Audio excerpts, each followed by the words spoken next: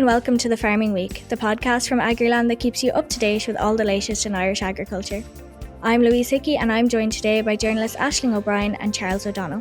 Local authorities around the country have published new draft maps for the controversial residential zoned land tax. The publication of the maps coincides with the extension of the liability date of the tax by 1 year. Landowners have until the 1st of April 2024 to make submissions on whether their land meets the relevant criteria for inclusion as residential zoned and serviced land. Now, however, the biggest news story this week are the ongoing European protests. We saw protests in France, Germany, Belgium and the Netherlands. We also saw Brussels come to a standstill with protesting farmers.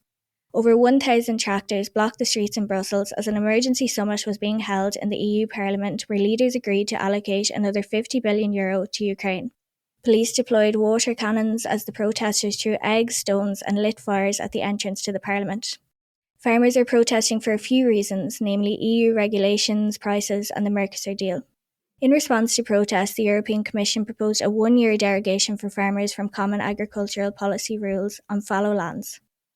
Farm representatives, including Copa Cogeca, have said this is not enough. As protests in Europe continue, Irish farmers have also stood in solidarity with demonstrations around the country. Aisling, what was the atmosphere like and what is the reaction from Irish farmers and farm organisations?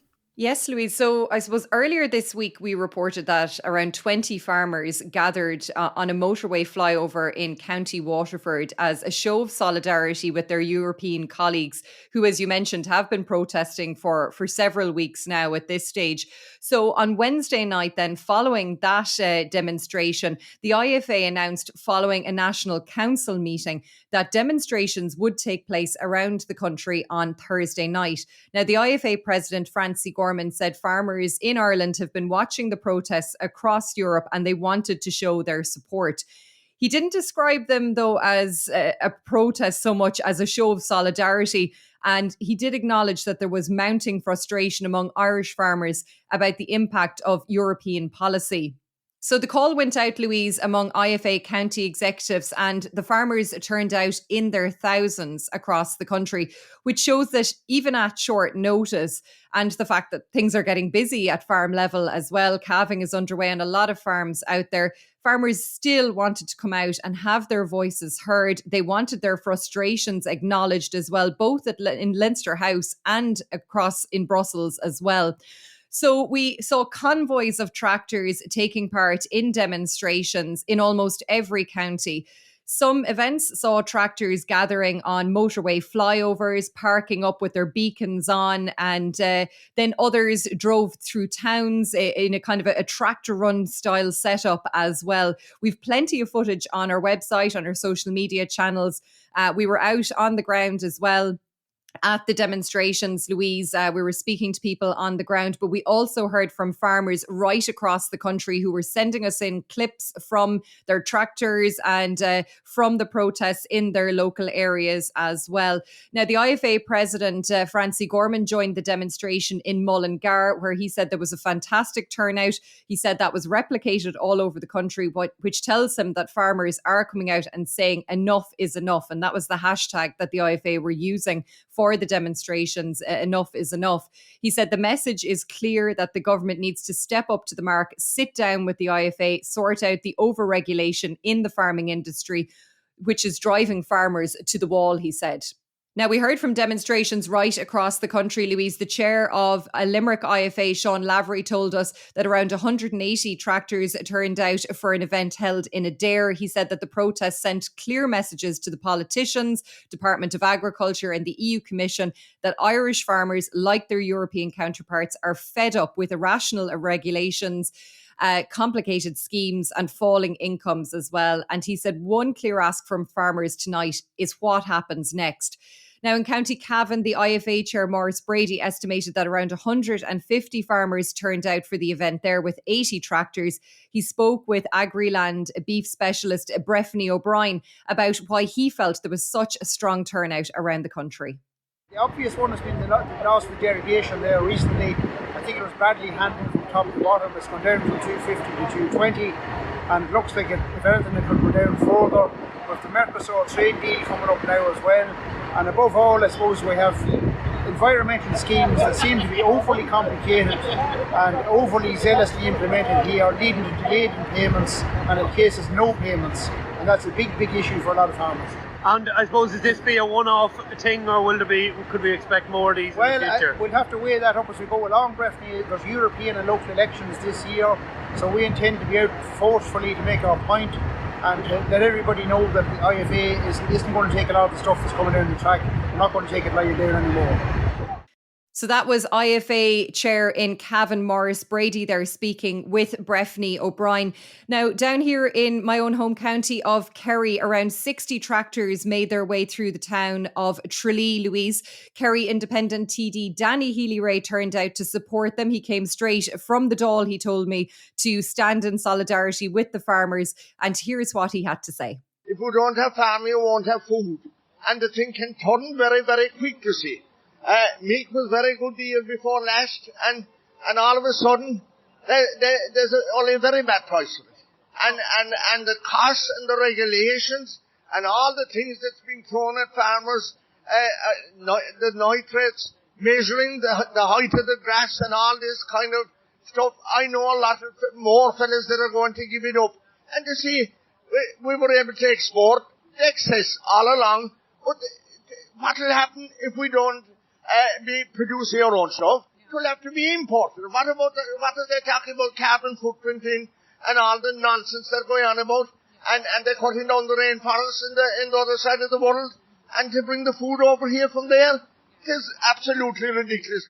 And that was Kerry Independent TD Danny Healy-Rae there, explaining why he was supporting farmers in the National Show of Solidarity, the event that took place in Kerry. Now, just to mention as well, Louise, that Agriland conducted an ad hoc 24-hour poll of our audience this week as well to gauge what the sentiment was in Ireland about the recent protests in Europe. And during that time, over 3,000 farmers took part. 95% said they believe that such protests can change government policy, but 5% disagreed. In terms of farmer-led protests being effective in Ireland, 88% of those surveyed said they believed that those protests would be effective here, but 12% said they wouldn't. Most people said that they support farmer-led protests, but some respondents didn't agree that that action would lead to change in government policy. We had some really interesting responses from farmers. One farmer told us that he has 2 sons farming with him, and he said the way that rules and regulations are coming at us, I'm not sure that I would encourage the next generation to go into farming. Another farmer said it was time to take action and stop being walked over all the time. And another commentator said that they don't believe that protests would have any real effect. They said that the protests would maybe help in the short term, but eventually with time, the government and the EU would push through with their policies regardless of what farmers do, unfortunately. So plenty more detail on that survey and indeed the national demonstrations, the show of solidarity by the IFA across the country as well on our website, Louise, so people can check that out now. And there also seemed to be some demonstrations in Athlone, Aisling, where the Minister for Agriculture, Charlie McConalogue, was present. What happened there? Yes, so a group of farmers and contractors staged a protest outside a hotel in County Westmeath on Thursday night as well. As you said, Minister for Agriculture, Charlie McConalogue, was in the hotel at the time. He was addressing the ICSA's AGM and conference in Athlone. Now, the group of farmers were very keen to stress that they were not representative of any farm organisation and they weren't protesting as a show of solidarity with European farmers, but they had come together on the night to voice their frustrations directly with the minister. At one stage during the AGM, one member of the protesting group entered the conference room and shouted at the minister. Now, we did speak to some of those involved. Seamus Shannon is a beef farmer from County Clare, and he told Agriland why he had taken part in the protest. Farmers are sick and tired of the government attacking our way of life, destroying a very viable indigenous industry, and accordingly, we're not going to take any more with our rural Ireland. It's had enough.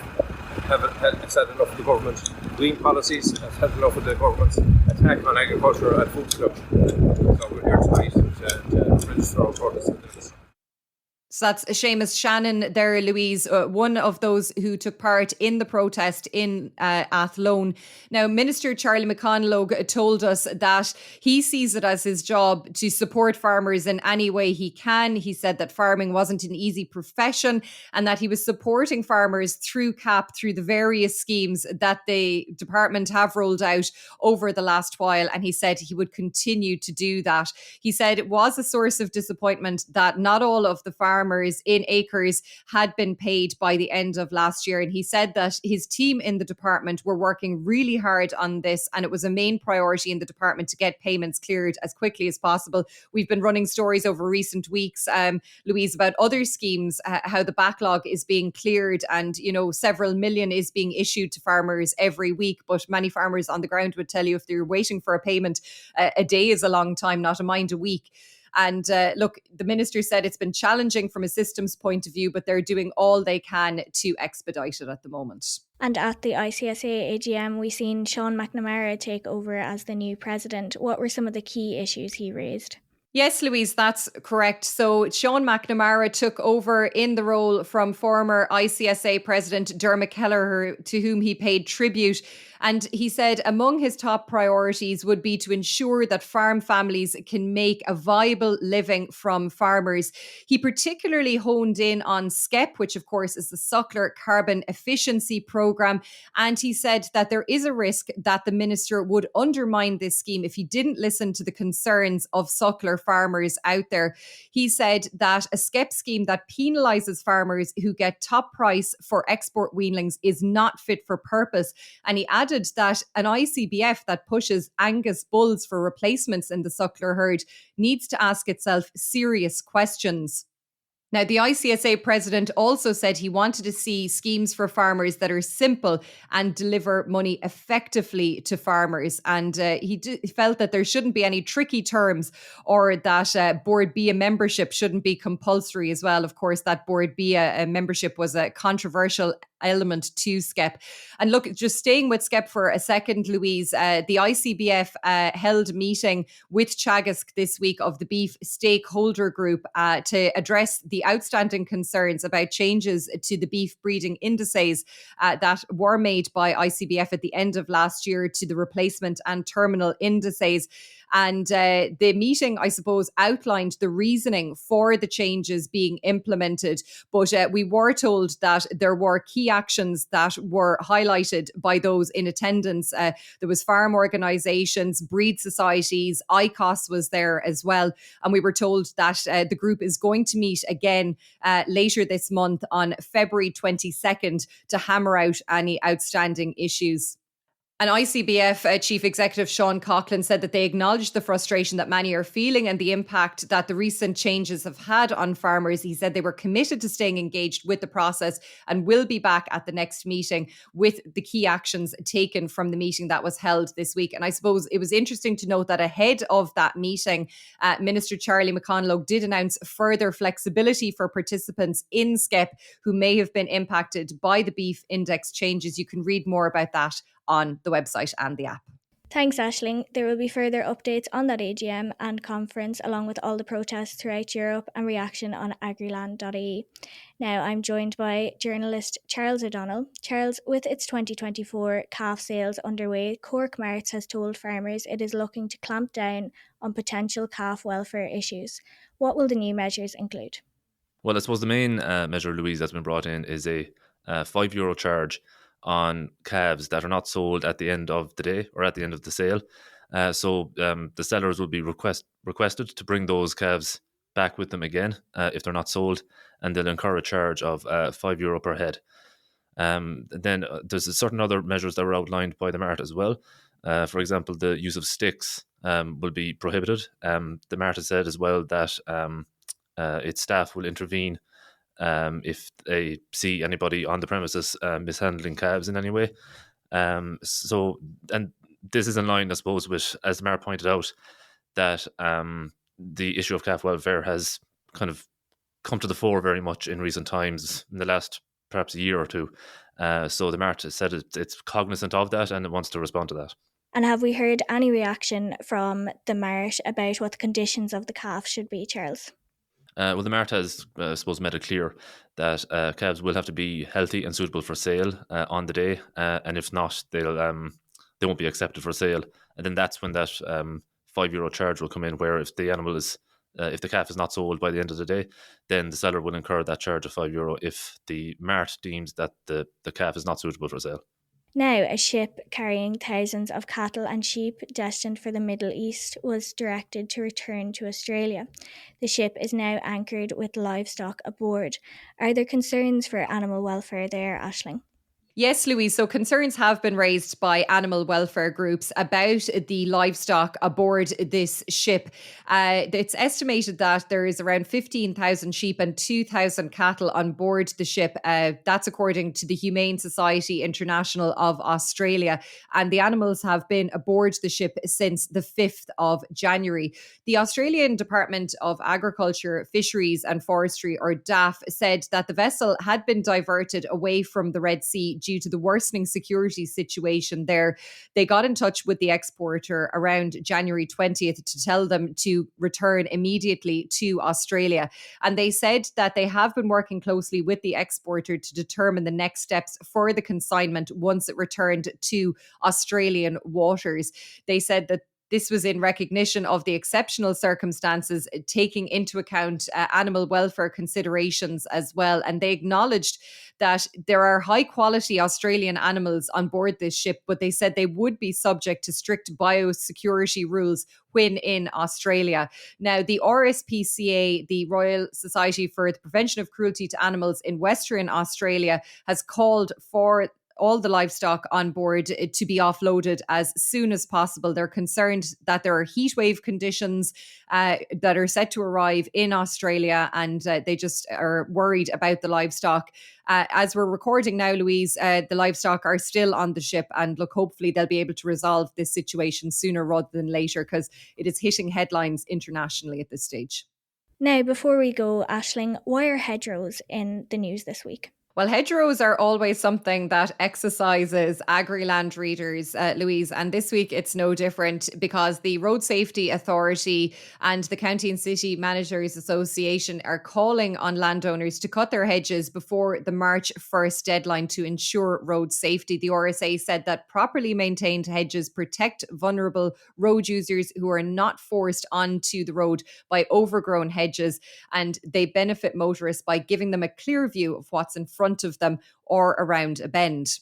Now, under the Wildlife Act, it is an offence to destroy vegetation on uncultivated land between March 1st and August 31st each year. There are certain exceptions to that. You can read more about those on Agriland. But one of our readers this week was very exercised about that call, Louise. That's Owen McGilla-Coda from County Louth. He wrote a letter to the editor. Of course, we always love to hear from our readers. So if you want to send a letter to the editor about any of our content on Agriland, make sure to do so. But Owen's feelings about this were very strong, Louise, and he said, in the context of a biodiversity emergency, the unqualified call by the RSA to landowners to cut their hedgerows before March 1st is reckless in his view. He said instead they should have urged landowners to cut the hedgerows, and only those hedgerows that are a danger to road safety. He said since the opening of the hedge cutting season over the last few months, our beautiful system of native hedges has been battered, chopped, and generally butchered, sometimes in the name of road safety and sometimes for other unknown reasons. He said that Teagasc has excellent guidelines on the maintenance of hedgerows that preserves their biodiversity value, but I have rarely seen an Irish hedgerow cut in line with these guidelines. Now, Owen said he keeps bees, and he has experienced firsthand every year the ongoing diminishment of biodiversity value in our hedgerows as well.